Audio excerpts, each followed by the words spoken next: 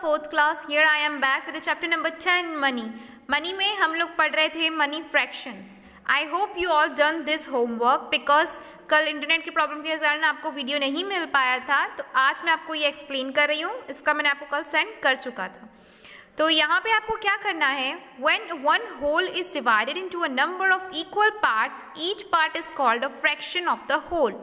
जब कोई whole number किसी पार्ट में डिवाइड होता है बराबरी में, तो ये जो बांटना हुआ बराबरी में उसे हम कहते हैं फ्रैक्शन.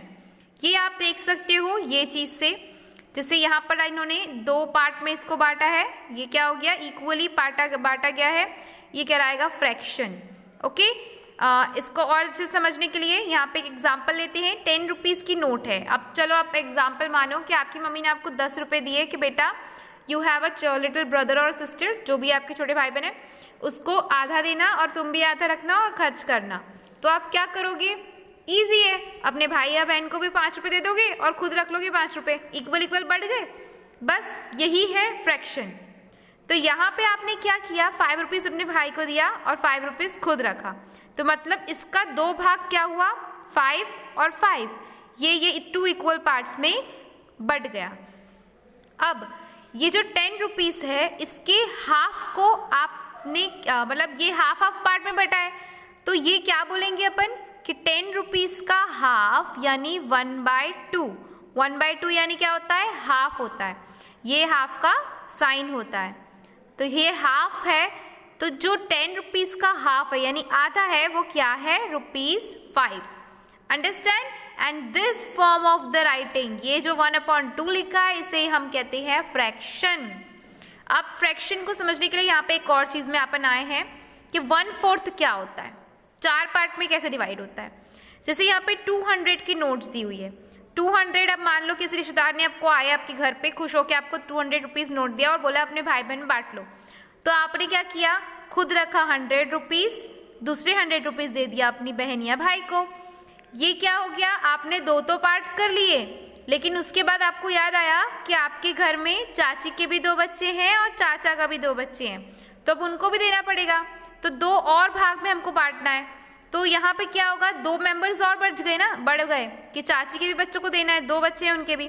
तो क्या करोगे आप अपने वाले में से 51 को दोगे और अपनी भाई बहन वाले में से 51 को दोगे. समझ में आ गया.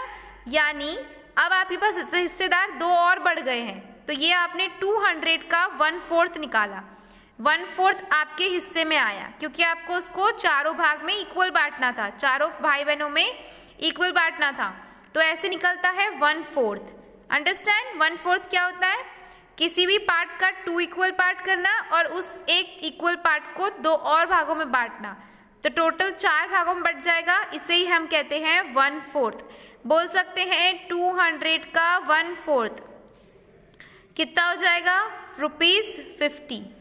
Okay, here you have a work. यहाँ आपको क्या करना है, 20 रुपये को आधे और 1/4 में कितने होंगे ये बताना है. तो 20 रुपीज़ का आधा तो सबको पता है कि 20 रुपीज़ में आधा कितना हो जाएगा, लेकिन 1/4 कितना होगा ये आप बताओगे. 100 को भी हाफ में और 1/4 में बांटना है. So here we are with our exercise. यहाँ पे क्या करना है, हाफ ऑफ 10 को आपको बांटना था, तो ये 10 रुपीज़ को आपने बांट दिया तो 5 रुपीज़ में हो गया, ये मैंने आपको समझाया है.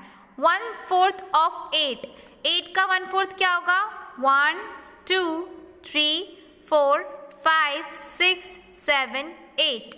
अब ये 8 तो हो गया. अब इसको मैंने 2 भाग में बांटा है, तो कैसे बताऊंगी, ये 2 भाग हो गया, ये 2 भाग में हो गया, कोई दिक्कत. अब इसको 4 में बांटना है, तो 4 में ये बांटा. अब इसका 1/4 हिस्सा कितना हुआ, ये हो रहा है, तो इसको ऐसे थोड़ा सा शेड कर दो. तो यानी यहाँ कितने हुए शेड्स, 2 हुए हैं. तो यानी 1/4 कितना होगा 8 रुपीज़ का, 2 होगा. फिर यहाँ पे भी आपको करा हुआ है, 500 को 2 पार्ट्स में डिवाइड करना था, तो आपने क्या किया, डिवाइड कर दिया. 1000 को आपने पहले ऐसे लिखा 100, क्योंकि 10 × 100 = 1000. तो यहाँ पे क्या किया अपन ने, 100 को 10 टाइम्स लिखा, तो 1000 हो गया और इक्वल पार्ट में बांटते गए. जब 2 भाग में बटा तो वो 500 में बढ़ गया. नेक्स्ट 1/4 ऑफ 20, ये आपको होमवर्क दिया था मैंने, लेकिन यहाँ पे बता देना पड़ रहा है.